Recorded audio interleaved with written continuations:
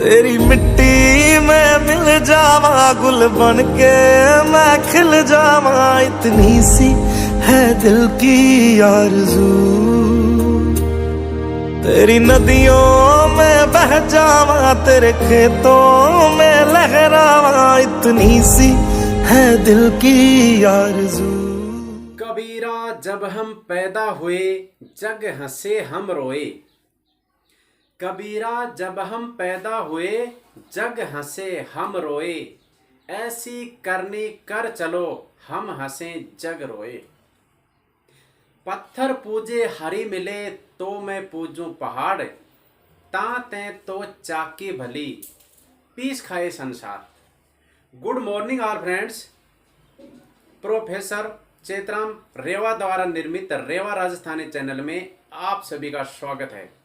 तो दोस्तों, आज हिंदी कक्षा 11th काव्य खंड अध्याय 1 संत कबीर। देखिए, कवि परिचय एवं सप्रसंग व्याख्या देखें। संत कबीर। कवि परिचय। संत कबीर का जन्म 1398 ईस्वी ज्येष्ठी पूर्णिमा लहर तारा तालाब का नाम है, जो काशी उत्तर प्रदेश में है। ज्येष्ठ पूर्णिमा को नीरू और निम्मा को कबीर कमल के पत्तों में लिपटे हुए लहर तारा नामक तालाब में मिले थे। नीरू और निम्मा इनके लालन पालन करने वाले माता पिता थे, जन्म देने वाले नहीं थे। जन्म देने वाले का पता नहीं कि इनके वास्तविक माता पिता कौन थे। स्वामी रामानंद जी इनके गुरु थे। लोई इनकी पत्नी का नाम बताते हैं।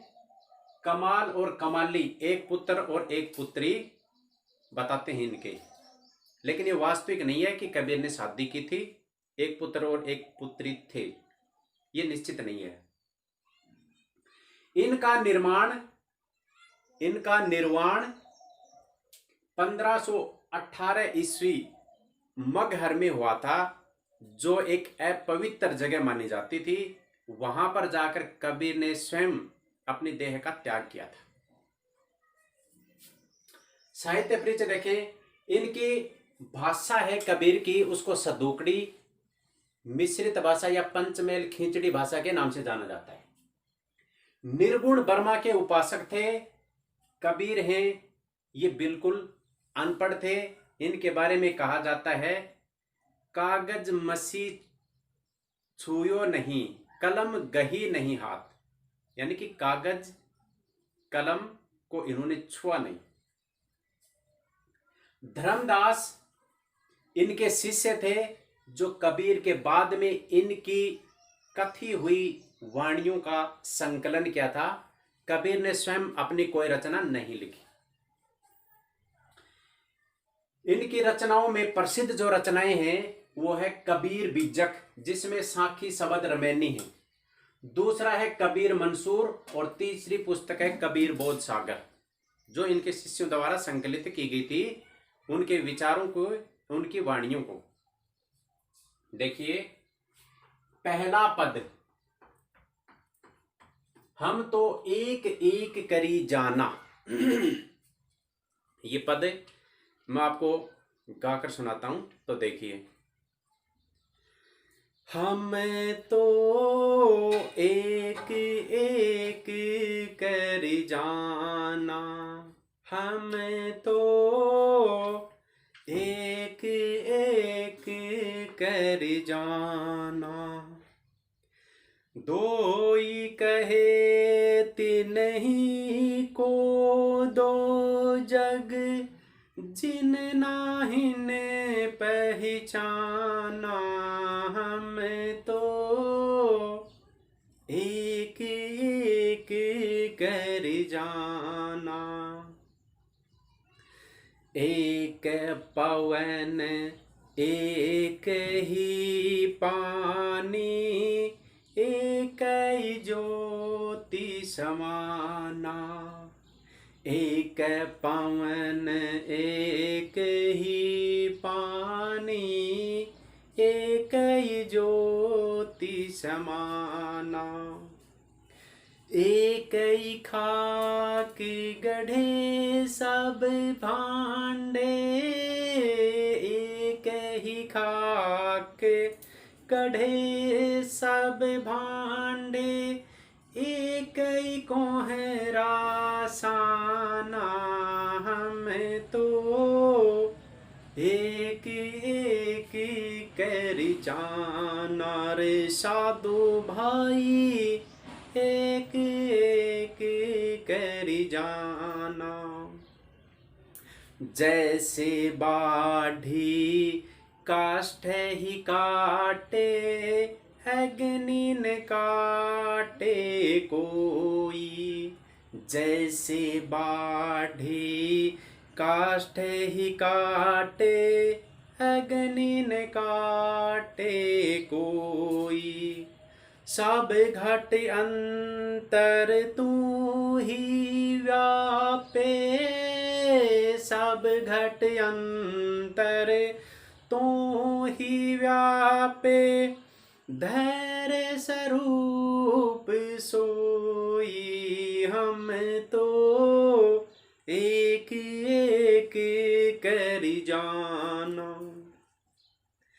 माया देख के जगत लुभाना, काहेर नर गरबाना। माया देख के जगत लुभाना, काहेर नर गरबाना। निर्भय भया कछु नहीं व्यापे, निर्भय भया कछु नहीं व्यापे। कहे कबीर दीवाना, हम तो एक एक करी जाना रे साधु भाई, एक एक ही जाना। हम तो एक एक करी जाना। देख इसकी सहप्रसंग व्याख्या। हम तो एक एक करी जाना, इसमें एक एक शब्द दो बार आया है और दोनों बार इसका अर्थ भिन्न है, तो इस पंक्ति में यमक अलंकार है। तो एक का अर्थ होता है एक, और इस एक का अर्थ होता है एक ईश्वर या परमात्मा। कबीर कहते हैं कि हमने तो एक ईश्वर को जाना है। कबीर क्या कहते हैं कि ईश्वर एक है, ये हमने जाना है।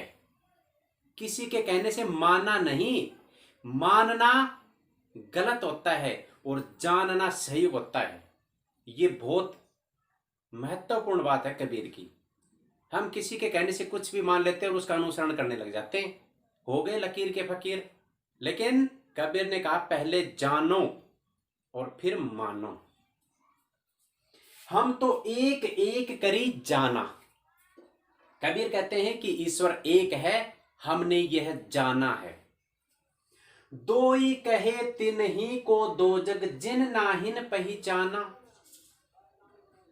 जो लोग सांसारिक लोग कहते हैं कि स्वर्ग नरक दो हैं, जीव और परमात्मा दो हैं, यानी कि जिनको वो दो बता रहे हैं, कबीर कहते हैं जिन नाहिन पहचाना, उन लोगों ने पहचाना नहीं है, वो सुनी सुनाई बातें कह रहे हैं। आगे देखो क्या कहते हैं, एक पवन एक ही पानी, एक ही ज्योति समाना। इस संसार में एक पवन है, ऑक्सीजन एक है, सब जिससे श्वास लेकर जीवित हैं। एक पानी है, वही पानी सब पीते हैं, सभी के जीवन का आधार है। मरने के बाद में सभी एक ही ज्योति में समाते हैं। एक खाक गढ़े सब भांडे, एक कोहरा साना, यानी कि सभी जीव एक ही मिट्टी से बने हैं और सभी जीवों का निर्माण करने वाला ईश्वर एक ही है। एक है कोहरा साना, कोहरा कुम्हार रूपी ईश्वर, तो इसमें रूपक अलंकार है कि एक ही ईश्वर रूपी कुम्हार से सभी बर्तन या सभी जीव बनाए गए हैं। एक है खाक गढ़े सब भांडे, एक ही कोहरा जाना, यानी कि एक मिट्टी से सभी बर्तन यानी कि सभी मनुष्य जीव जंतु बने हैं और एक ही ईश्वर के द्वारा बनाए गए हैं। जैसी बाढ़ी काष्ट ही काटे, अग्नि ने काटे कोई। इस पंक्ति में उदाहरण अलंकार है, उदाहरण दिया है कि जिस प्रकार से बढ़ई होता है, खाती होता है, वो लकड़ी को आरी से काट सकता है, लेकिन उस लकड़ी के अंदर आग होती है। कैसी होती है? दो लकड़ियों को आपस में रगड़ने से, घर्षण करने से उसमें आग पैदा हो जाती है, लेकिन बढ़ई लकड़ी को काट सकता है, उस आग को नहीं काट सकता। तो हम किसी जीव के ऊपर प्रहार करके उस जीव को काट सकते, मार सकते, लेकिन उसके अंदर जो जीवात्मा है वो अजर अमर है, उसको नहीं मार सकते। सब घट अंतरित तू ही व्यापक, सभी जीव जंतुओं में, सभी पेड़ पौधों में, सभी पशु पक्षियों में तू ही व्यापक यानी कि ईश्वर का ही वो रूप है। धरे स्वरूप सो ही, जैसा रूप हमें दिखाई देता है ईश्वर वैसा ही रूप धारण कर लेता है। माया देख के जगत लुभाना, काहे रे नर गरबाना, यानी कि मोह माया के चक्कर में पड़ के व्यक्ति उस ईश्वर को भूल जाता है और इस सांसारिक वस्तुओं को इकट्ठी करके गर्व करता है कि मेरे पास क्या है, लेकिन उस व्यक्ति को ये पता नहीं कि ये माया कोठी बंगले सब यहीं रह जाएंगे और मैं पता नहीं कब इस संसार से कूच कर जाऊंगा, कल का भी हमें पता नहीं है। तो इसलिए कबीर कहते हैं कि व्यक्ति को इन बातों पे गर्व नहीं करना चाहिए। निर्भय भया कछु नहीं व्यापे, कहे कबीर दीवाना। जो व्यक्ति सच्चे गुरु की शरण में जाकर नाम की कुंजी लेकर इस मोह माया से ऊपर उठता है, वह निर्भय हो जाता है और सांसारिक मोह माया से वो दूर हो जाता है। ये बात ईश्वर का दीवाना संत कबीर कह रहे हैं। सौंदर्य बोध संबंधी प्रश्न देखिए। इस पद्यांश या पद का भाव सौंदर्य होगा, परमात्मा सर्वव्यापक एवं सभी पदार्थों में विद्यमान है, परंतु माया मोह से ग्रस्त व्यक्ति को भिन्न प्रतीत होते हैं। संसार के कण कण में ईश्वर विद्यमान है, लेकिन मोह माया में ग्रस्त होने के कारण ये सब व्यक्ति को नजर नहीं आता है। यमक उदाहरण और रूपक अलंकार का इसमें प्रयोग हुआ है। पहले पंक्ति में एक एक में यमक है, एक कोहरा साना में रूपक है, जैसी बाढ़ी काष्टे काटे में उदाहरण अलंकार का प्रयोग हुआ है। भाषा सौष्ठव सद्धूकड़ी मिश्रित भाषा का इसमें प्रयोग हुआ है। संबोधन शैली है, भाषागत अनुनासिकता का भी प्रयोग किया कबीर ने, जैसे नाहिन पहचाना, समाना, साना, गरबाना, दीवाना, लुभाना, नहीं व्यापे, तो इसमें अनुनासिकता का प्रयोग किया है, अनुस्वार का प्रयोग किया है। तत्सम तद्भव देशज शब्दों का भी कवि ने प्रयोग किया है, क्योंकि कबीर थे वो अनपढ़ थे, साधारण यानी कि वो पूरे भारत में घूमे थे, तो सभी भाषाओं के मिश्रित शब्दावली का वो अपनी वाणियों में प्रयोग करते थे। तो पहले पद की सप्रसंग व्याख्या और इसके प्रश्न है वो समाप्त है। अगर आपको मेरा वीडियो अच्छा लगा है तो लाइक, सब्सक्राइब और अपने दोस्तों के पास शेयर जरूर करेंगे। सत साहेब।